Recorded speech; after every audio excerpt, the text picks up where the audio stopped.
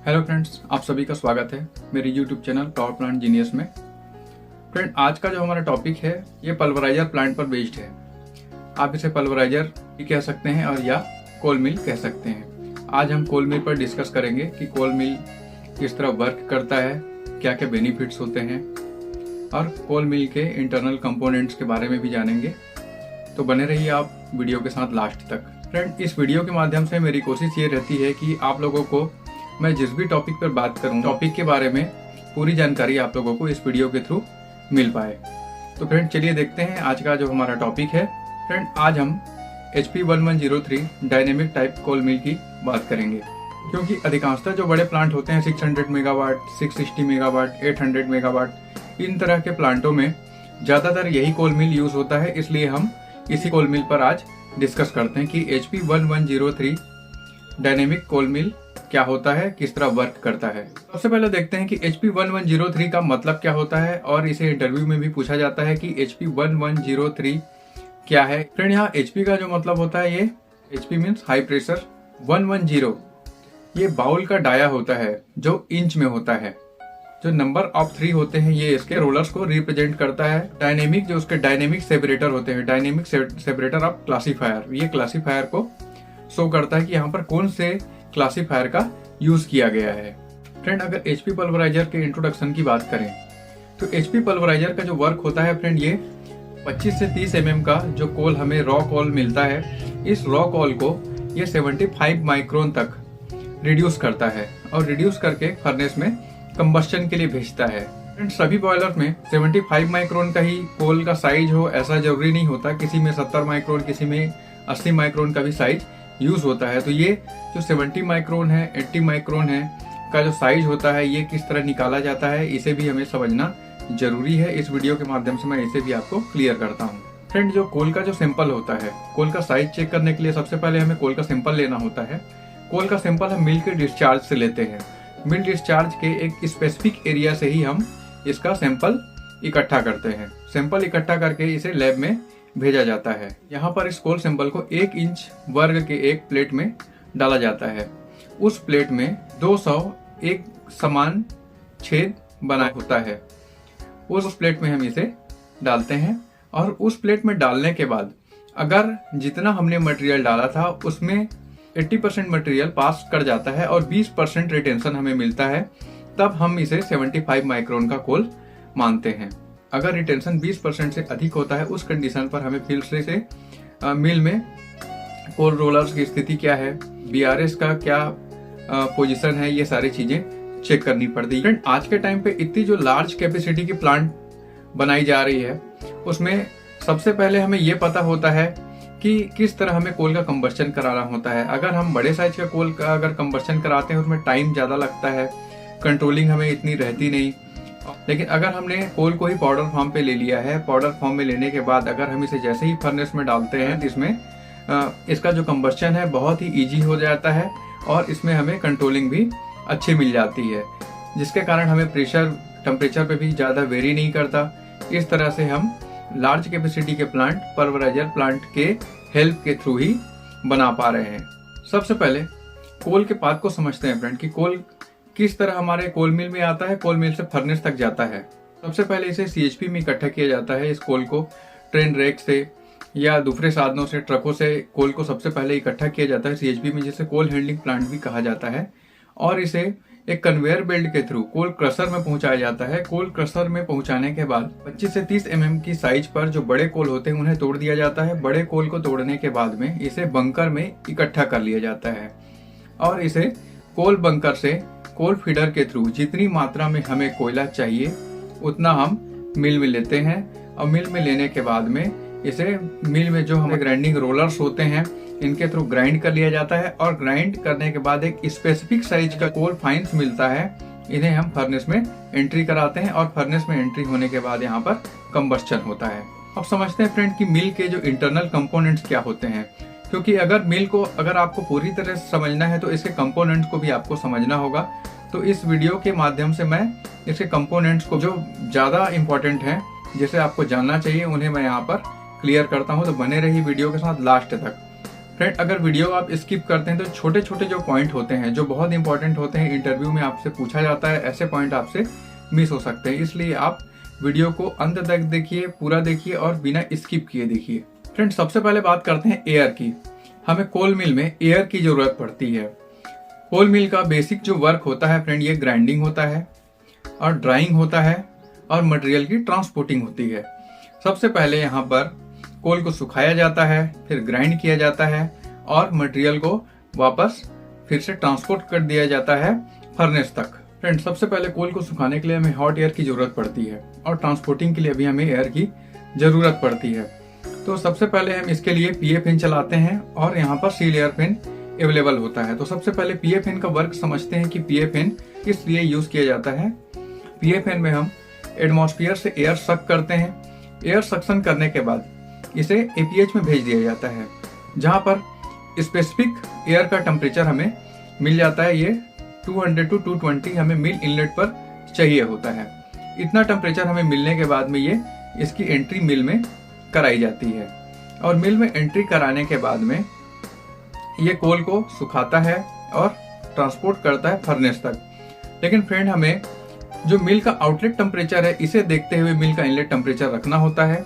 मिल का जो outlet temperature होता है 60-70 डिग्री से ज्यादा नहीं होना चाहिए। अगर ये टेम्परेचर अगर कम होता है तो अगर कोयला गीला है या मॉइस्चर वाला है तो उस कंडीशन पर कोल मिल के इंटरनल कंपोनेंट्स में चिपकने लगेगा और रबिंग सरफेस एरिया अगर होता है तो उस कंडीशन पर मिल के अंदर आग लगने की संभावना होती है। तो टेम्परेचर हमें उतना ही रखना है जो जरूरत हो हमें। तो सबसे पहले फ्रेंड देखते हैं कि अब पीए फैन से हमने एयर लिया, मिल में दिया और यहाँ पर 220 to 200 के आसपास हमने मेंटेन किया। आउटलेट टेम्परेचर भी हमने मेंटेन किया। अगर हमने आउटलेट टेम्परेचर ज्यादा रखा तो जो हमारा कोल है ये कोल पाइप में ही बर्न हो जाएगा, इसलिए हमें टेम्परेचर बहुत ज्यादा नहीं रखना है। दूसरा जो होता है friend seal air. Seal air fan के थ्रू हमें सील एयर मिलता है। सील एयर का जो टैपिंग होता है ये पीए फैन के कोल्ड एयर से सक्शन करता है। पीए फैन का जो प्रेशर होता है यहाँ पर 11 kPa होता है, जबकि सील एयर फैन का जो प्रेशर होता है ये 14 kPa होता है। Seal air fan roller assembly में, टूनियन में और स्प्रिंग असेंबली में और डायनेमिक क्लासीफायर में, इन जगहों पर इसका उपयोग होता है। सील एयर का जो यूज होता है ये जो हॉट एयर है मिल से बाहर ना आए और जो बेरिंग कंपोनेंट्स होते हैं जहाँ पर कोल्ड डस्ट जमने की संभावना होती है, ऐसे जगह पर हम इस एयर के थ्रू सीलिंग करते हैं जिससे कि कोल्ड डस्ट इन जगहों पे नहीं जमना चाहिए। अब फ्रेंड अगर हमने हॉट एयर दिया, हॉट एयर देने के बाद अगर आउटलेट का जो टेम्परेचर है ज्यादा हो जाता है, उस कंडीशन पर हमने पीए फैन के एक एपीएच में घुसने से पहले ही एक कोल्ड एयर का टेपिंग ले लेते हैं। ये पीए फैन का ही एयर होता है। यहाँ पर एक डक्ट निकालते हैं और हॉट एयर डक्ट के पास लाकर इसे जोड़ दिया जाता है। अब हमें टेम्परेचर को दोनों को मिक्सिंग करके, जिसे इस डक्ट को मिक्स एयर डक्ट कहा जाता है, इस डक्ट के थ्रू ही हमारा जो एयर है ये मिल में एंट्री करता है। और मिल में जो इसकी एंट्री पॉइंट होती है ये स्क्रैपर हाउसिंग के थ्रू होती है, फिर ये सेपरेटर में जाता है, फिर सेपरेटर से फिर ये डायनेमिक क्लासीफायर के थ्रू होते हुए ये आउटलेट कोल पाइप में जाता है और फिर फर्नेस में चला जाता है कोल मिल को चलाने के लिए। इसके लिए एक मोटर लगाया होता है। ये मोटर गियर बॉक्स से कपल्ड होता है और गियर्स को घुमाता है। यहाँ पर प्लेनेटरी गियर का यूज किया जाता है। प्लेनेटरी गियर से बोल्टिंग के थ्रू बाउल कनेक्ट होता है और बाउल को ये घुमाता है। यहाँ पर एक स्पेसिफिक गैप मेंटेन किया जाता है बाउल और रोलर के बीच में। 4 से 6 mm के आसपास तक गैप मेंटेन किया जाता है रोलर और बाउल के बीच में। अब इस मोटर के थ्रू गियर बॉक्स कनेक्ट होता है, लेकिन गियर बॉक्स को लुब्रिकेट करने के लिए यहाँ पर हमें ऑयल की जरूरत पड़ती है। प्रॉपर ऑयल सप्लाई करने के लिए यहाँ पर एक एलओपी सिस्टम दिया होता है। ये ल्यूब ऑयल सिस्टम कहलाता है।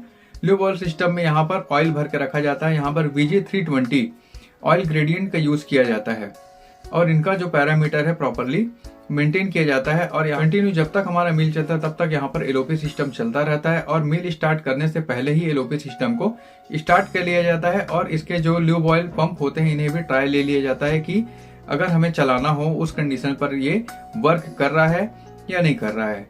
और मिल बंद होने के बाद भी ये जब तक हमारा बेरिंग का टेम्परेचर नॉर्मल नहीं आ जाता तब तक हम इसे चलाते हैं।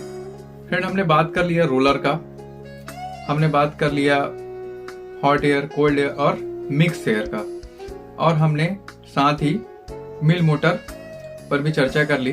अब फ्रेंड हम देखते हैं कि जो मिल 3 भागों में डिवाइड होता है, 3 भागों में अलग अलग इसे बांटा जाता है। तो सबसे नीचे वाला जो भाग होता है इसका स्क्रैपर हाउसिंग कहलाता है। इसके ऊपर वाला जो भाग है ये सेपरेटर कहलाता है और इसके ऊपर जो लगा हुआ भाग है ये इसका क्लासीफायर हाउसिंग कहलाता है। फ्रेंड सबसे पहले आप फ्रेम में देखिए, ये इसका स्क्रैपर हाउसिंग है। यहाँ पर आपको स्क्रैपर शू दिखाई दे रहा है और ये जो एक पॉइंट आपको दिख रहा है इसी के थ्रू हमारा हॉट एयर एंट्री करता है। और यहाँ पर ये जो पोर्शन आपको दिख रहा है ये इसका वेन व्हील कहलाता है और इसी वेन व्हील के थ्रू जो एयर होता है ये मिल के सेपरेटर में पहुंचता है। अब हम सेपरेटर को देखते हैं। फ्रेंड सेपरेटर में आप देख सकते हैं यहाँ पर 3 रोलर लगे हुए हैं।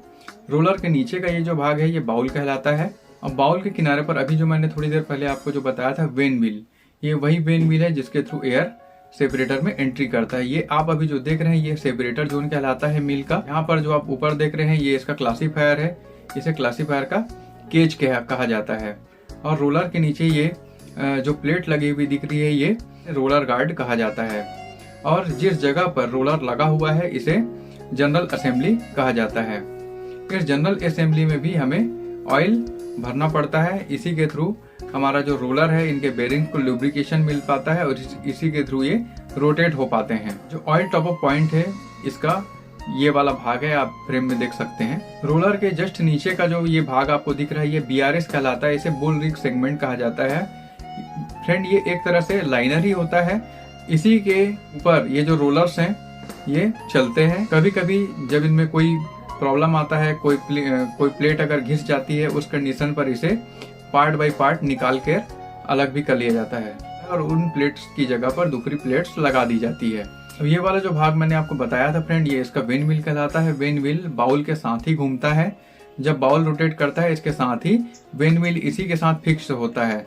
और देखिए वेन व्हील में ये जो तिरछी तिरछी इंक्लाइंड प्लेटें लगी हुई होती है फ्रेंड, ये व्हील में सेंट्रीफ्यूगल फोर्स बनता है। इसी सेंट्रीफ्यूगल फोर्स को ये प्लेट्स सपोर्ट करती है और बनाती है, इसलिए ये जो प्लेट्स हैं ये इंक्लाइंड दी हुई होती हैं। अब मिल के पूरे सरकमफेरेंस में आपको ये इस तरह से कुछ अलग तरह का एक बनावट दिखाई दे रहा है।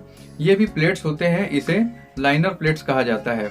लाइनर प्लेट्स का जो वर्क होता है फ्रेंड मिल में, ये मिल को वेयर आउट होने मीन्स घिसने से बचाना होता है, क्योंकि मिल में कंटिन्यू ग्राइंडिंग का काम चलता है उस कंडीशन पर, और यहाँ पर एयर भी कंटिन्यू सप्लाई की जाती है। उस कंडीशन पर ये जिस जगह पर भी कंटिन्यू अगर पॉइंट करेगा उस जगह पर ये मिल के इंटरनल कंपोनेंट को घिसने का काम करेगा, वेयर आउट करने का काम करेगा, इसलिए यहाँ पर ये लाइनर प्लेट्स दी हुई होती हैं। फ्रेंड ये जो आपको बोल्ट दिखाई दे रहा है ये स्टॉप बोल्ट कहलाता है। ये मिल के जनरल हेड से कनेक्टेड होता है और जब हमें रोलर को ऊपर या नीचे करना होता है, अप एंड डाउन मूव कराना होता है, क्योंकि हम यहाँ पर बाउल और रोलर का जो एक स्पेसिफिक गैप मेंटेन करते हैं, उस गैप को मेंटेन करने के लिए यहाँ पर एक स्टॉप बोल्ट होता है। इस स्टॉप बोल्ट को क्लॉकवाइज और एंटी क्लॉकवाइज अगर घुमाया जाता है तो ये अप एंड डाउन मूव होता है और इस जनरल हेड को प्रॉपरली ये एक जगह पर रोक कर रखता है। अब सेपरेटर के ही डोर पर आपको ये स्प्रिंग असेंबली दिखाई दे रही है। स्प्रिंग असेंबली का वर्क होता है, ये रोलर को एक ही जगह टेंशन दे के रखता है, मतलब एक ही जगह तनाव दे के रखता है, जिससे कि रोलर प्रॉपरली अपनी जगह पर ही बने रहे। और इसका और भी कई काम होता है, इसे भी समझते हैं। ये कोयला पीसने के दौरान आवश्यक तनाव बनाकर रखता है। कोयला पीसने के दौरान ये आवश्यक जो कंपन होते हैं और जो झटके होते हैं इन्हें अब्सॉर्ब करता है, क्योंकि कभी कभी मिल में कुछ बड़े कोल के पीसेस भी आने लग जाते हैं और कुछ हार्ड पीस आ जाते हैं, कभी कभी कोई फॉरेन मटेरियल आ जाता है। तो ऐसे समय पर जो रोलर्स हैं, रोलर्स में झटका लगता है तो उसे ये ही स्प्रिंग असेंबली जो होता है इस झटके को एब्जॉर्ब करता है और डैमेज होने से बचाता है। रोलर पर एक निश्चित दबाव बनाकर रखने का काम भी इसी का होता है। रोलर अपनी ही जगह पर बने रहने के लिए ये हेल्प करता है और कोल को प्रॉपरली ग्राइंड करने के लिए इसका बहुत ही अहम रोल होता है। तो ये स्प्रिंग असेंबली का वर्क हो गया। फ्रेंड अब देखते हैं क्लासीफायर हाउसिंग को। यहाँ पर हमने अंदर में एक क्लासीफायर केज देखा था। ये क्लासीफायर फ्रेंड ये रोटेट होता है। जब हम मिल को स्टार्ट करते हैं उसके पहले ही हमें क्लासीफायर को स्टार्ट करना होता है और क्लासीफायर मिल में लोड के हिसाब से कम या ज्यादा रोटेट हो सकता है। क्लासीफायर को घुमाने के लिए यहाँ पर मोटर गियर बॉक्स ये मिल के टॉप में दिए हुए होते हैं। गियर बॉक्स एक बेल्ट के थ्रू मिल के सेंटर पुल्ली से जुड़ा हुआ होता है और इसी मोटर गियर बॉक्स के थ्रू ये क्लासीफायर को घुमाता है। फ्रेंड, क्लासीफायर के वर्क को समझते हैं। क्लासीफायर बहुत ही इंपॉर्टेंट इक्विपमेंट होता है मिल के अंदर, तो इसे भी समझते हैं कि क्लासीफायर का वर्क क्या होता है। क्लासीफायर ही यहाँ पर ये तय करता है कि हमारा मिल का साइज कैसा जा रहा है, और क्लासीफायर में अगर कोई प्रॉब्लम आता है तो यहाँ पर जो हमारा मिल का फाइनेंस मटेरियल होता है ये अनइवन हो जाता है और कम या ज्यादा जा सकता है। क्लासीफायर की स्पीड और डिसाइड करते हैं कि मिल का जो फाइनेंस होगा ये कितने साइज में जाएगा। क्लासीफायर मिल के महीन कणों से मोटे कणों को अलग करता है और सेंट्रीफ्यूगल फोर्स और एयर फ्लो के हेल्प से कोल के कणों को उनके साइज और डेंसिटी के हिसाब से अलग अलग करने का काम भी क्लासीफायर करता है। जो बड़े पीसेस होते हैं ये वापस मिल के बाउल में गिर जाते हैं और इसे फिर से ग्राइंड कर लिया जाता है। ये आपको जो दिख रहा है ये क्लासीफायर का केज है और इनमें जो प्लेट्स लगी हुई होती हैं ये सारी मूव करती हैं। क्लासीफायर गियर बॉक्स में VG680 ऑयल ग्रेडियंट का यूज किया जाता है। फ्रेंड, रोलर असेंबली में भी VG680 ग्रेडियंट का ऑयल यूज किया जाता है। क्लासीफायर का जो सेंटर पुल्ली होता है इसमें हम ग्रीसिंग अप्लाई करते हैं। मिल टॉप में ये जो कोल पाइप्स आपको दिख रही है फ्रेंड, ये इसके मिल डिस्चार्ज पाइप हैं। जब हमारा कोल पूरी तरह से ग्राइंड हो जाता है, ग्राइंड होने के बाद में ये बिल्कुल धूल के कणों की तरह हो जाता है और इसी मिल डिस्चार्ज के थ्रू ये फर्नेस में एंट्री करते हैं। ये आपका फर्नेस का एंट्री पॉइंट होता है। यहाँ पर फर्नेस में यही जो मैंने आपको बताया, ये जो चारों कोल पाइप आपको जो निकल रहे हैं मिल के जो डिस्चार्ज कोल पाइप हैं ये आकर बॉयलर फर्नेस में एंट्री कर रहे हैं। ये इसका मिल डिस्चार्ज वाल्व कहते हैं। ये बिल्कुल मिल के ऊपर में ही होता है और इसके जस्ट ऊपर में ये इसका सभी कोल पाइप में एक एक की संख्या में ओरिफिस लगा होता है। ये वाला जो पॉइंट है इसका, ये कोल फीडर से मिल में कोल की एंट्री के लिए दिया होता है। इसे सेंटर पाइप कहा जाता है। इसे के अंदर देखिए, ये इसका कोल का सेंटर पाइप एंट्री पॉइंट होता है। इसी से कोल मिल में इंटर करता है और ये जो 4 कोल पाइप हैं इन्हीं से ये निकल जाता है। इस तरह से मिल में काम होता है कि यहाँ पर कोल के ग्राइंड हो जाने के बाद में जो कोर्स मटेरियल होते हैं, जो बड़े साइज के मटेरियल होते हैं या जो फॉरेन मटेरियल होते हैं जो पीस नहीं पाते, ऐसे जो मटेरियल होते हैं ये जो हमने विंड मिल देखा था इसी के थ्रू नीचे स्क्रैपर हाउसिंग में आ जाते हैं। और स्क्रैपर हाउसिंग के बाद यहाँ पर जो स्क्रैपर शू लगा होता है इसके थ्रू इसके नीचे एक पाइराइट हॉपर होता है।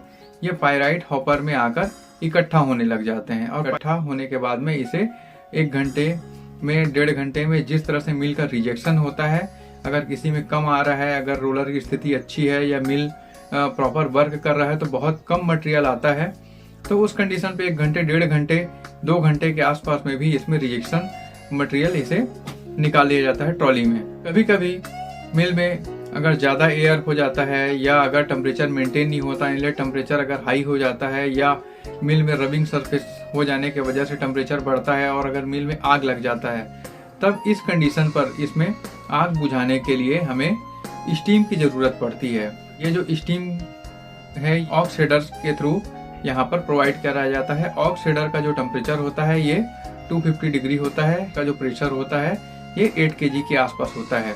तो जब भी यहाँ पर मिल में आग लगता है उस स्थिति में सबसे पहले तो हम रिजेक्शन गेट ओपन करके देखते हैं कि रिजेक्शन के थ्रू ये प्रॉपरली बर्न आउट हुआ कि नहीं हुआ, और अगर बर्न आउट नहीं हो पाता है फिर भी अगर कंडीशन अगर नॉर्मल नहीं हो पाती तब हमें ये मिल इनर्टिंग, ये जो स्टीम लाइन है इसे मिल इनर्टिंग कहा जाता है। तो इस मिल इनर्टिंग के थ्रू भी हम आग को बुझाते हैं। इसके लिए कंट्रोल वाल्व दिया होता है, कंट्रोल वाल्व खोलकर हम स्प्रे करते हैं, स्प्रे के थ्रू यहाँ पर आग को बुझाया जा सकता है।